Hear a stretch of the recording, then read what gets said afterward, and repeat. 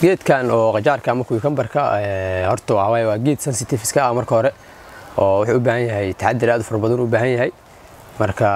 markastana waxa la rabo waxay tahay waa ka hortagga wuxuu ka fiican yahay inaa marka inta cudur aragti aad daaweysid marka geedka cudurro badan ku dhaca iscaanyaan kala duwan ku dhaca fungi ku dhaco oo sidoo kale virusna waa jiraa ku dhacayo nadaafad darrada ka imaanayo oo sababay loss aad weyn marka sida commonka waxa ugu badan oo mar walba arkaysid waxa kamid ah marka insectska oo ugu horeeyo oo cudurkan leaf minerka loo yaqaano ku arkay sidoo kale aphids oo kale aydan malabisada oo arkay iyo cudurro kale thrips waxyaabo yar ka arkay laakiinse boqolkiiba boqol waxa la rabaa waxay tahay in geedka maaragtay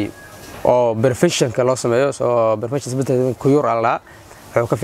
fiican tahay in la daaweeyo geedka marka cudurro fara badan ku dhaco laakiin annaga waxa sameeynaa waxay tahay technical isticmaalayo waxay tahay in laga hortago cudurkii oo aan la sugin intuu beerta ku dhacayo marka taas waa marka insha Allah faaraadyadan way ku xiran tahay waxa laga yaabaa faaraadka inuu soo isticmaalaysa marka iska fiiri cudurro u adkeysan karo iyo cudurro u adkeysan karin ayadan